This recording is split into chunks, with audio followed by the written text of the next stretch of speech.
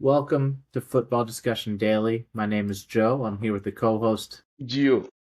CGO or George. Today's the 23rd of February 2026, and today Manchester United beat Everton away 1-0.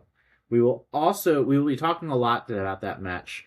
There was a late goal by Sesko. It was pretty, boring game midweek.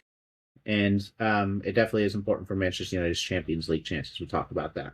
There's also a host of Champions League games this week. The second leg of the playoff round, which is the round of 24, to get down to the round of 16. Those games are Atletico versus Bruges, Newcastle versus Karabag, Leverkusen versus Olympiacos, Inter versus Bodo Glimt. Those games are tomorrow. On Wednesday, we have Atalanta Dortmund, Juve versus Galatasaray, PSG Monaco, and Madrid versus Benfica. George, if you can watch one game tomorrow, what game would you watch and why? That will be the game between Inter Milan and Bodo Glimt, because that's the game I'm more interested in. I want to see if Bodo Glimt, if they are going to create an upset, because they look like that team that can do it. A whole lot of people might think Inter Milan will maybe turn around things tomorrow when they play. That's a possibility because when you consider the pedigree of Inter Milan, that's a team that has history when it comes to playing the Champions League. So one will expect Inter Milan to turn the table around and try to edge Bodo Glimt out. But that team is not a team you should write off because they've shown us those signs.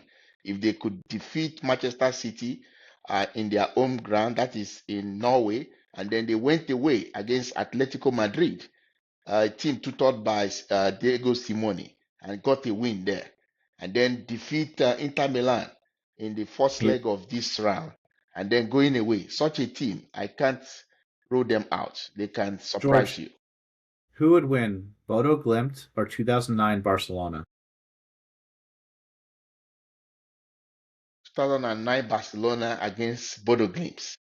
Yes, who would win? Definitely Barcelona is that's not something to discuss. Okay. It's not George, a that's a discussion joke. for debate. In my opinion, 2009 to 2011 Barcelona is the greatest club side that I've ever seen. I'll qualify. I really didn't start watching club soccer until like 2002 or so. But in the last 23 years, 24 years, that is the best club team I have seen. And George, that was definitely a joke. I'd love to see that. Peak Barca did lose to Celtic 1-0, right? Anything can happen in 90 minutes. I would love to see Bodo Glimt go through. It'd definitely be fun to watch them tomorrow. I do feel like that their team playing with nothing to lose, but the quality gap has to be there with Inter Milan. It will definitely be a fun watch tomorrow. The Newcastle Karabag game is more or less done. There's some other ties that are in the mix, but I've said after last leg, I think Inter's going to beat them tomorrow and gonna carry through the leg. But it would definitely be so exciting to see them go through. So, which teams are you tipping to qualify between Atalanta and Borussia Dortmund? Yeah, so gosh, well, remind me, what's the score of that first The one? Let me first leg ended 2-0 in favor of Borussia Dortmund in Germany. in Germany. Yes, do you Oh think gosh, Atalanta can turn the table around or it's a done it's deal? tough. It's tough because I've seen both these teams like one game all year. Like I watch mostly Premier League. I will say like Atalanta's results are not as good as they have been in year past. In years past, they were absolutely one of the best teams in Europe for several times. I don't think they won a major trophy. Um, but there's been times where they were up there second, third Serie A, where they've won knockout games in Europe against good teams. They destroyed Liverpool, 2 years ago in Klopp's last knockout tie with Liverpool. This has been a very good, very well coached team. I believe their coach left last summer though for Roma, if I remember right. Yes, yes, they went to Yeah, Roma. That is yeah, Gasparini. Gasparini. but it's just so hard for me to predict because I just don't watch. But that being said, Dortmund is second in Germany. Their results, I feel like they're standing as second says more about Bayern than it says about themselves. Bayern has been exceptional, and in any other year, Dortmund will be challenging for a title. So I'm going to say Dortmund, just based on what I know about results. What about you, George? I'm tipping Borussia Dortmund to go through. That's for me. So I'm tipping Borussia Dortmund, Newcastle, PSG, Galatasaray, Bodo Glimt, and then which other team again? Newcastle United. Yeah, yeah. So those are the What about Madrid versus Benfica? definitely Real Madrid should go through. Yeah, Definitely. yeah. Yes. So those We'll are the see. teams I'm tipping. That'll be fun just because, that'll be dramatic, I should say is a better word. Fun is not a good word, just because there was so much tension with those teams last week, and that might play out. Jose Mourinho, his teams, if they're losing, might tend to allow things to blow up. Just that's who he is at this point in his career. For better or for worse, he's never not entertaining, and that should certainly be an exciting game away as well. Though I do agree with you that United or that Madrid will go through. I also think that I do think that Inter's going to turn that around. Okay. All right, George. So that's the Let's only move place. on. So that's the only place we disagree. You accept all the Yeah. other teams I predicted, but Inter will go through for you. What's the Yeah, I think PSG goes through. I think Dortmund go through. You said Juve over Galatasaray. No, Galatasaray will go through.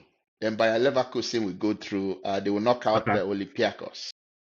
I think Juventus could go through as well. I think these Italian teams lost away and will win at home. It's just a matter of how much. The first leg ended 5-1. Maybe not 5-1. Maybe not 5-1. Okay, I thought that was 3-1. No, Okay, no, my it bad. ended 5-1. Okay, never mind. I think Inter will turn it around. Juve will win, but not enough. All right. That's what I'm saying. So I'm talking about the teams that will go through. So I've mentioned those teams that will All right. likely go through. George, let's move on to this United Everton game.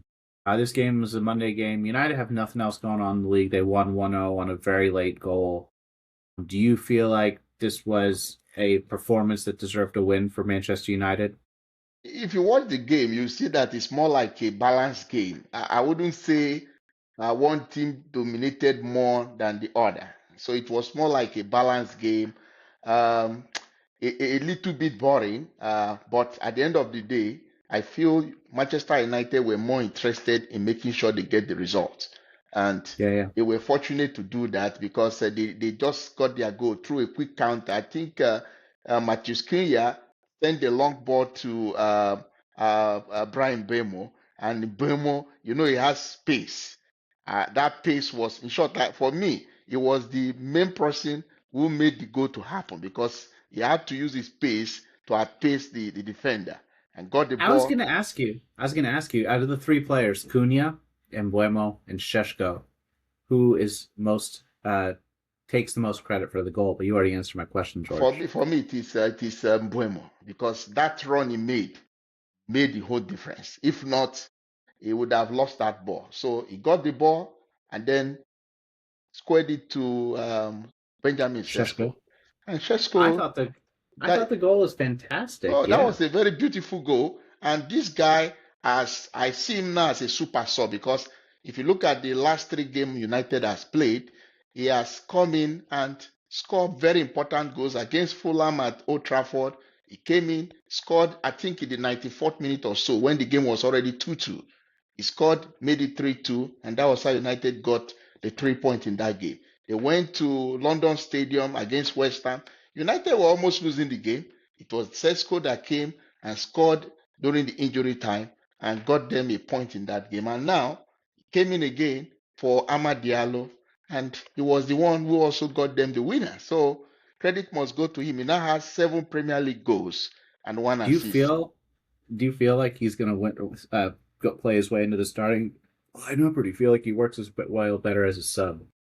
For me, I think for now, I think coming in as a sub is much better. There are players that needs to sit on the bench and then read the game before they come in. They do much better when they come in as a sub than when you start them. And one of those players in Chelsea is a player like Garnacho. When Garnacho comes in as a sub, even when he was in United, he does well as a sub than when he starts the game.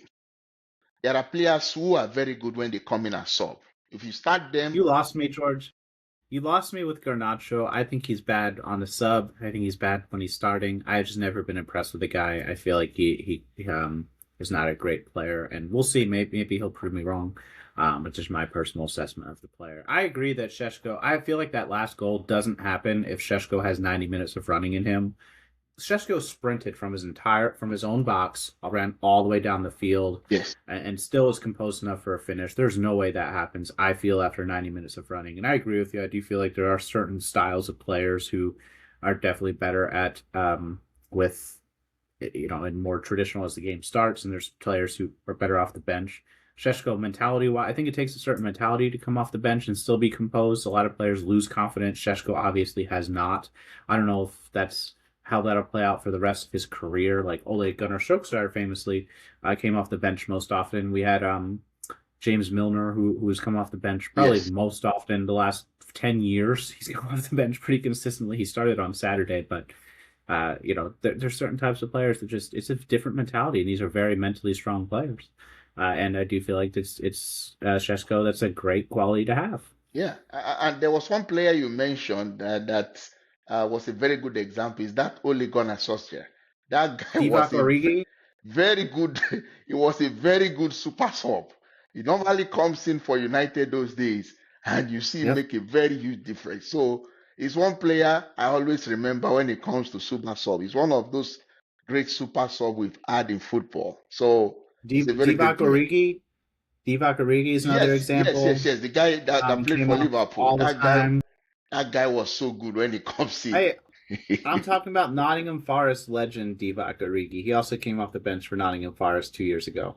Yeah, For six, like, but we I'm also have, joking, George. It's a joke. It's a okay. joke. Um, all right, George.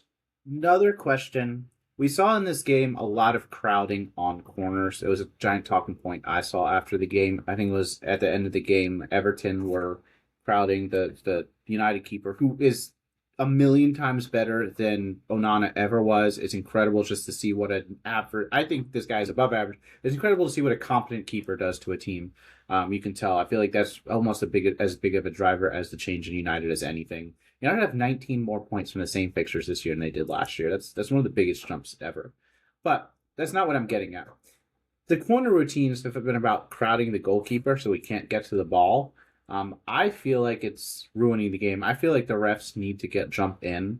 Do you feel like that talking point has merit? And do you have thoughts on how that can be addressed at a Premier League level, No, George? no, no. Something has to be done about it because if you look at it, the Arsenal team they are the major culprit when it comes to crowding goalkeepers, and you will notice other teams have also started using that same pattern because when you start something of that nature and there is no penalty for it, players are not being penalized, then it becomes like a norm, and every other team will start doing the same because I've been watching most Premier League games now. Everybody likes crowding the goalkeepers, trying to stop the goalkeeper from making movements when crosses come. And for me, the EPL has to do something about it.